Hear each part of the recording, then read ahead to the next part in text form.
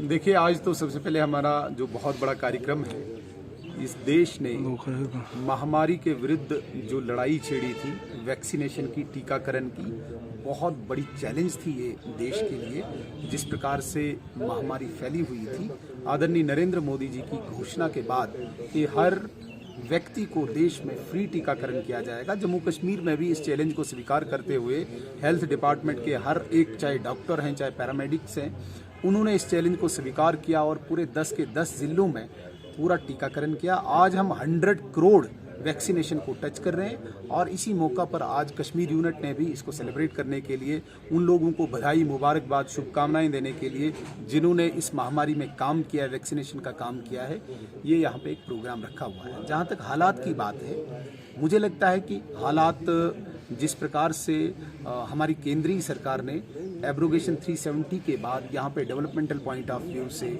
काम किए हैं, इसमें कोई मतलब हम ये कह ही नहीं सकते हैं कि कहीं पे कोई कमी रखी है। और वही बौखलाहट आज यहाँ पे आतंकियों को हो रही है, वही बौखलाहट पाकिस्तान को हो रही है और उस बौखलाहट के कारण कोई टारगेट किलिंग्स हो रही है। मुझे लगता है कि आने वाले दिनों में इस चुनौती को भी हमारी सिक्योरिटी फोर्सेस ने स्वीकार किया, हमारे गृह मंत्रालय ने स्वीकार करके एक कम्प्रीहेंसिव प्लान जिस तरीके से टेररिज्म को खत्म करने के लिए बनाया है, उसका रिजल्ट बहुत जल्दी आपको दिखेगा। सर देखिए, गुलाम नबी आज़ाद साहब ने कौन सा चश्मा लगाया है मुझे नहीं पता, अपने 3 साल भी वो देखें जब 2006 से लेके या 2005 से लेके 2008 तक थे। जो ये प्राइस हाइक्स होती हैं, ये ओवर द टाइम चलती रहती है। जब देश दुनिया में कच्चे तेल के दाम बढ़ते हैं तो ऑटोमेटिकली यहाँ पे प्राइस हाइक्स होती हैं। आप देखेंगे हर चीज़ में प्राइस हाइक्स होती हैं। इवन साइमल्टेनियसली आप जो भी नौकरी पेशा लोग होते हैं उनके भी इंसेंटिव्स बढ़ते हैं, उनको भी सैलरी बढ़ती है।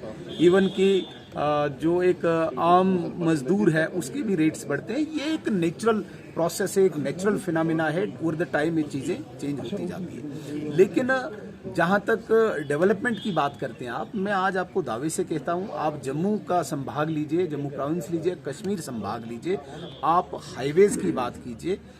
जो हाईवे काजीकुंड से लेके यहाँ तक अधर में लटका हुआ था, आज आप देख सकते हैं बहुत कम जगहों पे अभी आपको थोड़े से बॉटलनेक्स मिलेंगे।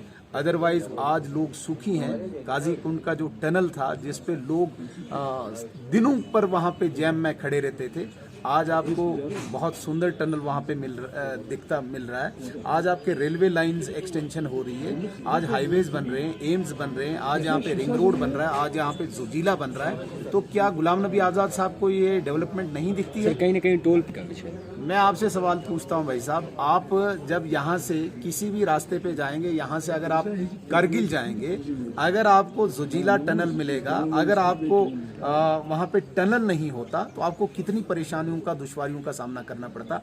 आपकी गाड़ी खराब होती, आपके गाड़ी के टायर घिस जाते, आपका पेट्रोल डीजल ज़्यादा लगता।